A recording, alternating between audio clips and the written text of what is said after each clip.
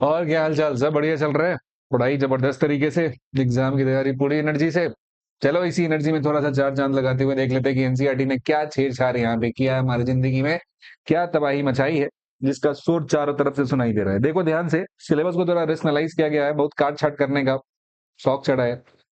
तो इसी में सिलेबस का भी गर्दा उड़ा दिया इधर फिजिक्स का। पॉइंट एक याद रखना है, पूरा कहानी तुम आगे सुनोगे उससे पहले तुमको मोरल ऑफ द स्टोरी हम बता दे रहे हैं कि ये जो सिलेबस में डिडक्शन हुआ है, इस डिडक्शन का हमारे नीट के एग्जाम में या जेई मेन के एग्जाम में कोई असर पड़ने वाला नहीं है। ये सिर्फ और सिर्फ बोर्ड के एग्जाम के लिए होगा, तो बहुत ज्यादा इसके पीछे टाइम बर्बाद ना करो कि क्या है कैसे है नहीं है। आप अगर नीट और जेई मेन की तैयारी करते हो तो सिलेबस कट भी जाए हट भी जाए, उसमें क्या होता है कि फिजिक्स एक दूसरे से इंटरलिंक्ड होता है। अगर एक क्लियर नहीं होगा तो दूसरा आप नहीं पढ़ोगे। तो फिजिक्स को ना थॉरो पढ़ते हैं, उसको ऐसा छोड़ छोड़ के नहीं पढ़ते हैं ऊपर ऊपर से। तो इसके लिए जो छोटा मोटा काटा है उससे असर उधर होने वाला नहीं है। बाकी हम लोग देखते हैं थोड़ा सा क्या क्या तबाही मचाए यहाँ पे। सबसे पहले चैप्टर से शुरू करने वाले हम लोग इलेक्ट्रोस्टैटिक से यहाँ पे कहानी एक्सप्लोर करना स्टार्ट करेंगे। और जो इलेक्ट्रोस्टैटिक है इसमें क्या होता है कि इलेक्ट्रिक चार्ज है, इसमें डिलीट करना है, एक्टिविटी एक है डिलीट करना है, पेपर स्ट्रिप का वो खत्म कर देना है, और इलेक्ट्रोस्कोप का जो मेकअप है इसको खत्म करना है। तो कैसे क्या बनाया जाता है उसको हटा देना है यहाँ पे। कंडक्टर और इंसुलेटर में बात करेंगे तो इसमें कॉन्सेप्ट ऑफ अर्थिंग है वो नहीं पढ़ना है। चार्जिंग बाय इंडक्शन को तो साफ ही कर दिया है। और एक्सरसाइज 1.13, 1.25 एंड 1.34 है, ये खत्म कर दिया गया है, ठीक है। एनर्जी स्टोर्ड इन कैपेसिटर, इसमें डेरिवेशन पार्ट नहीं है, और क्वेश्चन 2.12 एंड 2.36 यहाँ पे खत्म हो गया। आगे बढ़ते हैं तो रेसिस्टिविटी ऑफ वेरियस मटेरियल के लिए दो टेबल है एनसीईआरटी में, 3.1 और 3.2 खत्म हो गया है। कार्बन रजिस्टर नहीं होगा, देखो इसी बार नीट में सवाल है। Colour code for the carbon resistor B B Roy Great Britain has very good wife, नहीं होगा, खत्म हो गया, मजे मतलब इधर देखो। अगला दिया combination of register series and parallel, ये भी हटा दिया। अरे तो बहुत दुख की बात है यार, ये भी हटा दिया, क्या करेगा आदमी। एग्जाम्पल 3.5 ये भी साफ हो गया। मीटर ब्रिज नहीं है, सबसे आसान सवाल इसी से बनता था। कैसे होगा, ये भी खत्म हो गया, मीटर ब्रिज में नहीं पढ़ने को मिलेगा यार। चलो कोई बात नहीं है। लेकिन लो पोटेंशियोमीटर भी खत्म है तो क्या पढ़ेंगे, वोल्ट मीटर गैल्वेनोमीटर बस, तो हाँ इतना ही पढ़ना है। सब नहीं पढ़ना है, हट गया। क्यों हटा? इसमें दिमाग लगाना होता था और दिमाग की जरूरत नहीं है, बिल्कुल लगाना नहीं है। क्योंकि सिलेबस कौन बनाया? एनसीईआरटी का डिसाइड किया गया ना ऊपर से। इधर दिमाग नहीं लगाते, इधर देखो। बोला क्वेश्चन 3.3 नहीं पढ़ना है, 3.4 नहीं पढ़ना है, 3.10 नहीं पढ़ना है, 3.12 नहीं बनाना है, 3.14 बिल्कुल नहीं बनाना है, 3.23 तो एकदम देखना भी नहीं है, मतलब कुछ नहीं करना, आराम करना है, इसे टेंशन नहीं लेना। आगे बढ़ जाते हैं। जो टेबल 1.1 में बात करेंगे मूविंग चार्जेस मैग्नेटिज्म में बात करते हैं, बोला वेलोसिटी सेलेक्टर, बोला बिल्कुल नहीं पढ़ना है, सवाल आए छोड़ देना है। नीट के एग्जाम में पूछेगा सवाल मुंह बनाकर चले जाएंगे, इसलिए हमको पढ़ना है। बोर्ड देने के लिए नहीं पढ़ना है, नीट के लिए पढ़ना है। साइक्लोट्रॉन बोला बिल्कुल नहीं पढ़ना है। टोरोवाइट एकदम नहीं पढ़ना है, देखना भी नहीं है। क्या करेंगे, मैग्नेटिज्म तो मतलब 2 दिन में पढ़ लेगा फिर इंसान यार, कुछ तो बचा नहीं पढ़ने के लिए। बोला कि magnetic dipole moment of A revolving electron, ये नहीं पढ़ना है, ठीक है, नहीं है, नहीं पढ़ेंगे, ठीक है, कह रहे तो क्या करेंगे हम। 4.14 4.28 सवाल है, ये भी नहीं करना है, ठीक है, छोड़ देंगे आप कह रहे तो। बोला कि मैग्नेटिज्म एंड मैटर है तो बोला bar magnet as an equivalent of solenoid है, इसमें डिलीट करना है, मैथमेटिकल ट्रीटमेंट सिर्फ नहीं पढ़ना है। अच्छा बाकी का नहीं पढ़ना है, बढ़िया बात है। Dipole in uniform magnetic field है, इसमें क्या है कि इसमें डिलीट करना है, मैथमेटिकल ट्रीटमेंट मतलब सीधा सीधा पढ़ लेना फॉर्मूला। एक्सरसाइज का जो एग्जाम्पल है 5.4 वो यहाँ पे नहीं करना। अर्थ मैग्नेटिज्म में आ जाइए, मैग्नेटिक डिक्लेरेशन एंड डीप हो गया, टेबल 5.2 हो गया। और परमानेंट जो पैरामैग्नेटिज्म है इसमें डिलीट करना है, क्यूरी लॉ नहीं पढ़ना है, मतलब क्यूरी लॉ पे इतने अच्छे अच्छे क्वेश्चन आते थे, नहीं पढ़ना है। फेरोमैग्नेटिज्म में भी क्यूरी लॉ हटा देना है, टेम्परेचर डिपेंडेंस नहीं पढ़ना है, हिस्टेरेसिस नहीं पढ़ना है। खत्म, मतलब परमानेंट मैग्नेटिज्म चुटकी बजाते खत्म हो जाएगा, अपन याद कर लेंगे एकदम 5 मिनट में। परमानेंट मैग्नेटिज्म 5 मिनट, ठीक है, कोई दिक्कत नहीं, ज्यादा टाइम लगने वाला नहीं, क्योंकि पढ़ने के लिए कुछ छोड़ा ही नहीं NCERT.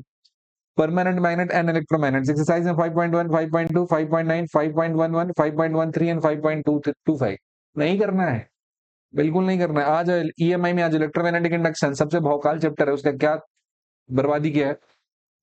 Energy consideration quantity study नहीं, हटा दो। एडी करंट हटा दो, नहीं पढ़ना है। सिर्फ सेल्फ म्यूचुअल कीजिए, आगे बढ़िए। सवाल नंबर 6.6 6.10 6.17 नहीं करना है।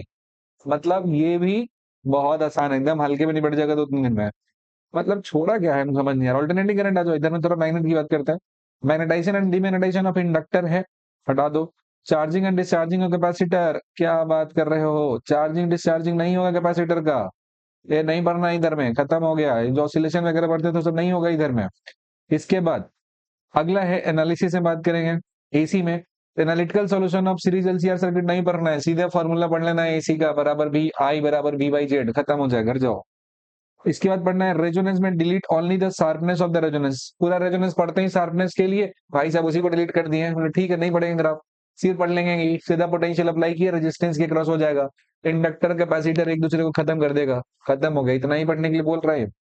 अच्छा, एलसी ऑसिलेशन ने निपटा दिए इसको, बोले कि 7.6 नहीं करना है, 7.8 नहीं करना है, 7.10 सवाल नहीं करना है, 7.12 और 7.26 भी नहीं करना है। ठीक है, नहीं करेंगे। आगे बढ़ते हैं, इलेक्ट्रोमैग्नेटिक वेव में क्या छोड़े हैं, बोले कि एग्जांपल 8.1 नहीं करना है, और नेचर ऑफ इलेक्ट्रोमैग्नेटिक वेव इसमें about the ether and page 277 पे जो दिया हुआ उसको हटा देना है। ठीक है, छोड़ देंगे। ऐसे छोटा सा चैप्टर था लेकिन इसको भी काट छाट के और छोटा कर दिया। 8.4 एंड 8.5 नहीं करना है, 8.11 एंड 8.15 जो क्वेश्चन है ये भी नहीं करना है। ठीक है, अब आ जाते हैं इधर में, ray optics one of the finest chapter, सबसे ज्यादा स्कोर कराने वाला। उसमें क्या करता उड़ा है, बोले कि रिफ्रैक्शन है, इसमें डिलीट करना है only the advanced sunrise and delay, वो करना है। चलो एक्सप्लेनेशन का तो छोटा सा खत्म हो गया, मिराज भी खत्म हो गया, नहीं करना है। डायमंड के बारे में नहीं पढ़ना है, साइन लाइक डायमंड की नहीं बोलते हैं, डायमंड में स्पार्कल होता है, साइन नहीं करता है, सब तुमको पढ़ने को नहीं मिलेगा, बता दे रहे। बोर्ड की तैयारी करोगे, पढ़ना चाहते हो नीट या जेई की तैयारी करो, सब मौका मिलेगा। अगला है some natural phenomena due to sunlight, ये भी नहीं पढ़ना है। तारे क्यों टिमटिमाते हैं, ऐसे ऐसे क्यों दिखते हैं, नहीं पढ़ना है, सब हटा दिया। रेनबो प्राइमरी सेकेंडरी कुछ नहीं पढ़ना है, दिमाग ही नहीं लगाना है। स्कैटरिंग ऑफ लाइट नहीं पढ़ना है, खत्म। आगे आ जाओ, डॉपलर्स इफेक्ट जो होता था हमारा वेव ऑप्टिक्स में सवाल जिसमें पूछा जाता था, बोला नहीं पढ़ना है। Interference of light wave in Young double slit experiment, written the final expression for dark and bright fringes but delete the derivation, delete expression for fringe width. मतलब फ्रिंज विड्थ का भी नहीं पढ़ना है एक्सप्रेशन, भाई साहब समझ रहा, delete expression for fringe width, क्या बिगड़ जाता है, ये भी हटा दिए। अब बोले सिर्फ फॉर्मूला याद करना है, डेरिवेशन पार्ट इसमें नहीं करना है। चलो वेव ऑप्टिक्स में आ जाइए। डाइफ्रैक्शन है, written only the qualitative treatment, मतलब कोई ज्यादा नाटक मैथ का बात नहीं करना है। रिजॉल्विंग पावर है, इसको भी हटा दिए इन्होंने, बोला कि नहीं बिल्कुल नहीं चलना है। वैलिडिटी ऑफ रे ऑप्टिक्स ये भी नहीं करना है। पोलराइजेशन बाय स्कैटरिंग है, इसको भी क्या कर चुके हैं इन्होंने, हटाया हुआ है। अरे इतना छोटा सिलेबस देखे तो लग रहा है कि बोर्ड का भी एक सीरीज चालू कर ही दे, 10-15 दिन में तो पढ़ा देंगे पूरा बोर्ड को, लफड़ा तो होगा नहीं। इधर देखो क्या है, पोलराइजेशन भाई, रिफ्लेक्शन है, बोला ये भी साफ कर दो, तुम छोड़े क्या यार, कुछ नहीं छोड़े ना। 10.7 एंड 10.21 भी नहीं बचा है, हटा दिया गया इसको। अगला आ जाओ, dual nature of matter and radiation में जो 11.3 क्वेश्चन हटा देना है। वेव नेचर ऑफ मैटर में delete only the derivation for the de Broglie wavelength, de Broglie wavelength का जो डेरिवेशन हटा देना है। ऑफ एक्सेलरेटेड इलेक्ट्रॉन का, यही तो पूछता है नीट के एग्जाम में। एंड हिजेनबर्ग अनसर्टेनिटी प्रिंसिपल हटा चुका है। डिवीजन एंड जर्मर एक्सपेरिमेंट नहीं है, खत्म। अगला है history of wave particle flip flop, नहीं करना है। क्वेश्चन का तो भाई साहब मर्डर कर दिया यहाँ पे, बोला कि 11.5 नहीं करना है, 11.7, 11.12, 11.14 भी नहीं, 11.16 भी नहीं, 11.17, 11.19, 11.37 बिल्कुल भी नहीं करना है। बता दो करना क्या है, इतना तुम काट ही दियो, छोड़े गया हो, बहुत दुख लग रहा है देख के यार, क्या बताएं, छोड़ो हटाओ।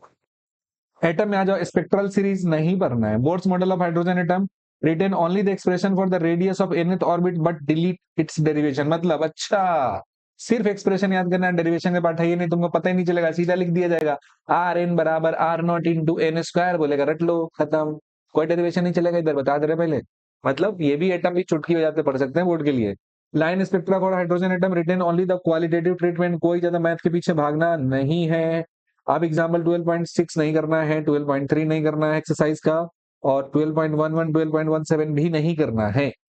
नेक्स्ट बढ़ते हैं आगे, न्यूक्लियाई चैप्टर में आते हैं। बोला law of radioactive decay हटाओ, alpha decay, beta decay, gamma decay, nuclear reactor, खत्म। इस चैप्टर को तो खत्म ही कर दिया, हटा दो सिलेबस से, काहे के लिए रखे हो, न्यूक्लियस का डेफिनेशन पढ़ने के लिए। हाँ, मास डिफेक्ट और ये एनर्जी बाइंडिंग एनर्जी करके यही करके जिंदगी बीतेगा आदमी का, पूरा खत्म कर दिया। न्यूक्लियर फिजिक्स पढ़ना ही नहीं है, साफ हो गया। 13.1, 13.2, 13.6, 13.10, 13.12, 13.14, 13.18, 13.22, 13.31, यार हम पढ़ाएंगे क्या, छोड़ा गया है, कुछ नहीं छोड़ा है, क्या पढ़ाएंगे हम, सब खत्म कर दिए।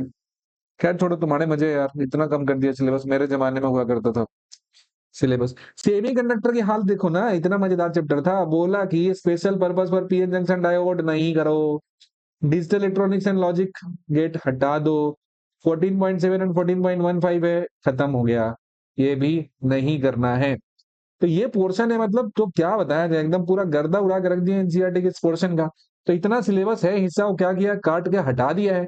आपका सिलेबस बहुत छोटा सा पोर्शन बचा है पढ़ने के लिए, लेकिन ध्यान रखना है, ये जो मौका है और ये जो फायदा है, ये सिर्फ उन लोगों के लिए एप्लीकेबल है जो लोग सिर्फ और सिर्फ बोर्ड की तैयारी करते हैं। अगर आप किसकी तैयारी करते हो, आप तैयारी करते हो नीट का, आप तैयारी करते हो जेईई मेन का, बिल्कुल भी ये गलतफहमी मत पालना कि तुम्हारे सिलेबस कम हुए हैं। तुम्हारे सिलेबस जितने थे उतने ही हैं, और उतने ही पढ़ोगे अच्छे से तो आगे रिजल्ट एक्सपेक्ट कर सकते हो, अन्यथा दिक्कत बहुत हो जाएगी। इसलिए इसे ट्रैप में मत पड़ो। 2 घटा 4 बढ़ा, फिजिक्स पूरा अच्छे से पढ़ने के लिए पूरा सिलेबस पढ़ना होता है। इसी तरीके से बाकी केमिस्ट्री का एक तो पक्का कर ही सकते हैं हम, फिजिक्स का 11th का क्या होगा वो भी हम करेंगे, तो कमिंग डेज में उसका भी अपडेट आपको मिल जाएगा। अभी के लिए इतना ही, ज्यादा इसके बारे में सोचना नहीं है क्योंकि तुम ज्यादा बोर्ड के लिए तो तक होगे नहीं, बोर्ड के लिए जो होगा करा दिया जाएगा। तुमको करना है नीट और तुमको करना है जेई, तो तुमको इस बात से कोई फर्क नहीं पड़ता है। आराम से मस्त रहो, पढ़ते रहो, ठीक है। चलो बाय बाय।